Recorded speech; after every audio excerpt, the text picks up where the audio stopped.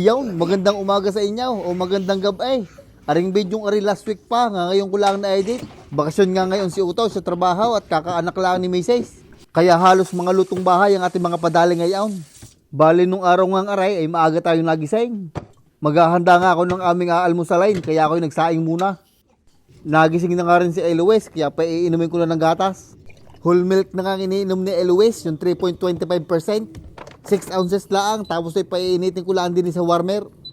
At pagka warm na nga, lalagyan natin ng straw. Sabay sisip-sip lang ako ng isa at baka panis eh. Ayos naman, kaya ibibigay ko na. Magluluto naman ako ng aming agahan. Inilabas ko na nga rin 2 pirasong galunggong. Dadalwa na nga aret, yung dalawa'y naluto ko na noong nakarang araw. Medyo frozen pa nga at kakukuha ko lang sa freezer kagabi. Aring ang mga galunggong na nabibili namin din ay may laman loob pa at saka hasang, kaya kailangan linisin. Pagkatanggal ng laman loob at saka hasang ay babanlawan laang. Arin na nga, linis ng ating 2 galunggong.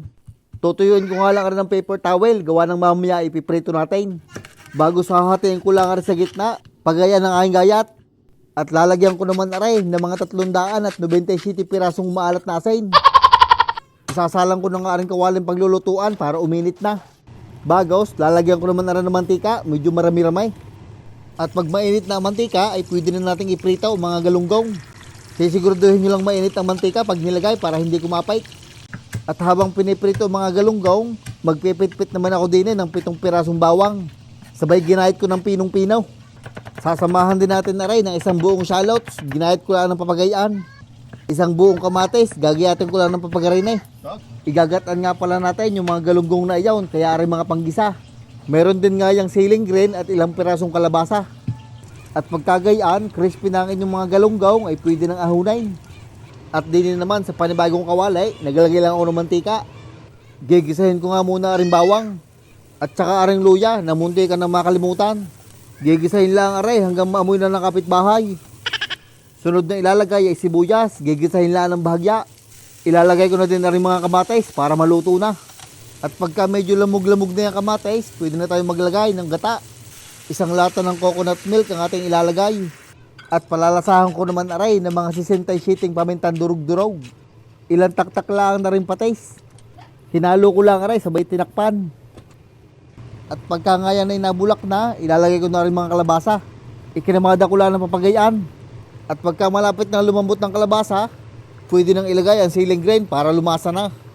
At pagka malambot na ang kalabasa at medyo na-reduce na ang sabaw, pwede na nating ilagay ang mga piniritong galunggong. Pakukuluan ko nga yan ng kaunting oras para mas lumasa ang isda. Naubusan niya ako ng bok choy kaya spinach na lang ilalagay ko. Tinakpan ko lang para maluto ang spinach. At pagkagayaan ng mga anggulaw ay alam nyo nang ibig sabihin. Luto na ang aming almusal. Napakasarap nga na rin, ginataang galunggong. Ay siguradong taob na naman ang kaldiraw, huwag nang hugasan, saingan agad. Ay siya ay paanaw, sasandok na ako at mag-aalmusal na kamay. Yan, 1 order nga ako ng ginataang galunggong. Ay siya ay paanaw, kain na na.